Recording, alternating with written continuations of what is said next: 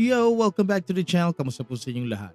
Kiyuki is shaping up to be a burst hypercarry glacial DPS with a dual form kit and a stacking debuff system that leads into massive damage windows.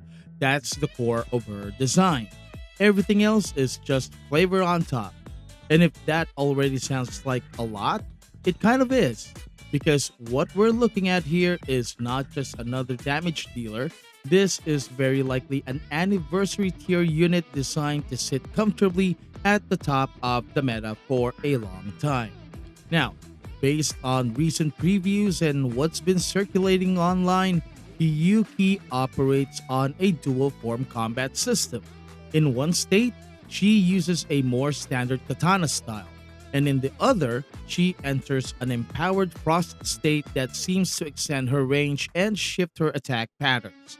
The rumored weapon switching between a shorter blade and a longer one suggests that her gameplay isn't just about pressing buttons on cooldown, it's about timing those transitions to maximize damage windows.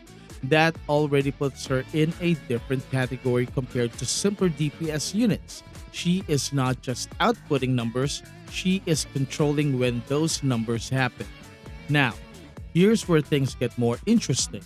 Her primary damage loop appears to revolve around stacking a glacial-based debuff on enemies called Glacial Shaft.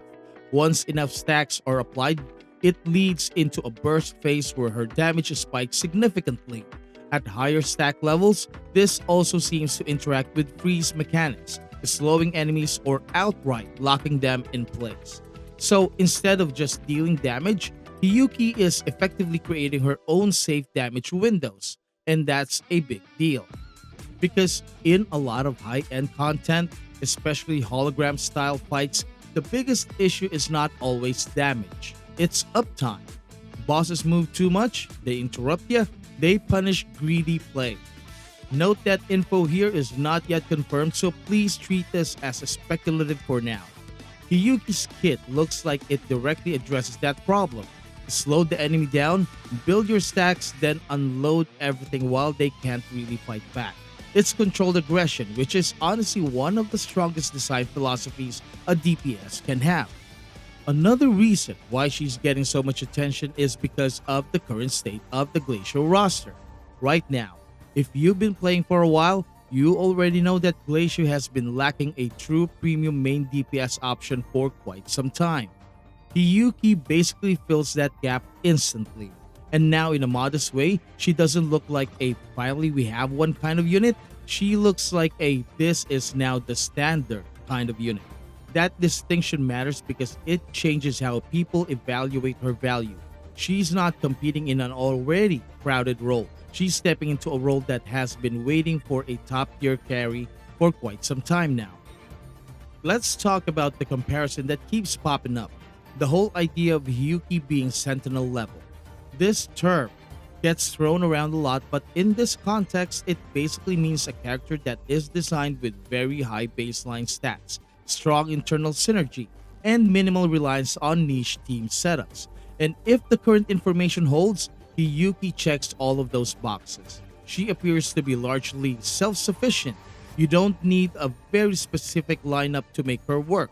You can plug her into a glacial-focused team with existing supports and she should perform at a high level almost immediately.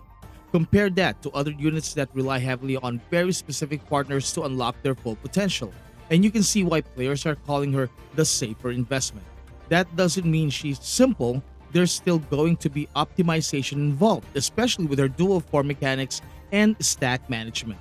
But the difference is that her baseline performance is expected to already be strong even without perfect execution.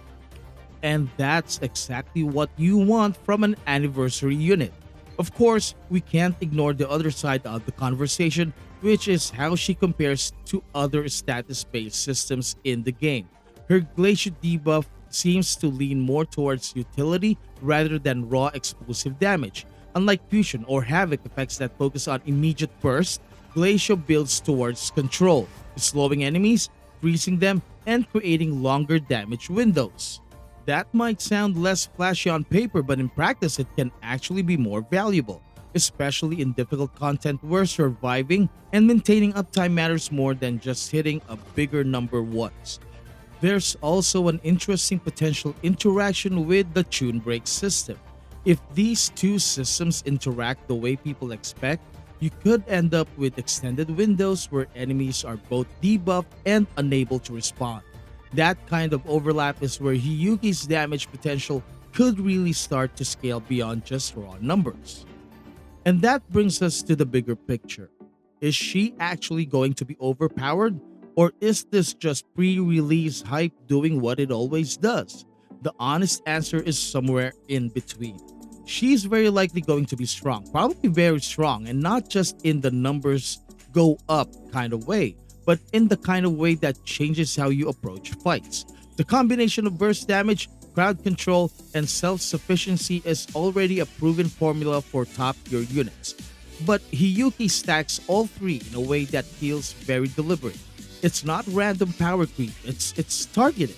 But whether she completely dominates the meta will still come down to execution. Numbers can always be adjusted before release. Multipliers get trimmed all the time. Mechanics get tuned. Sometimes quietly, sometimes dramatically. We've seen that pattern before. What usually doesn't change much is the core identity of the kit. And that's where Hiyuki feels dangerous in a good way. Her design foundation is built around controlling tempo.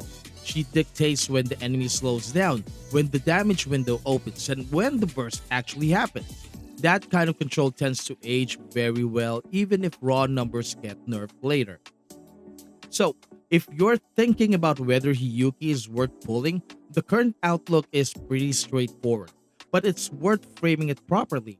If you need a main DPS, especially for Glacial teams, she's not just a safe investment, she's the kind of unit that can anchor your account for multiple patches. The kind of character you build around, not just slot in.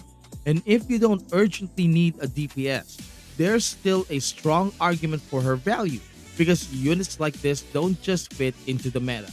They quietly define it for a while. And when that happens, everyone else starts getting evaluated based on how well they work with or against that standard. If you already have a well established roster, then it becomes more about whether you want to engage with her playstyle, because she does look more involved than your average DPS.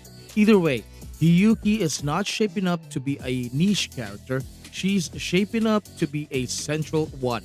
And when a character releases in that kind of position, the meta always usually shifts around them, not the other way around.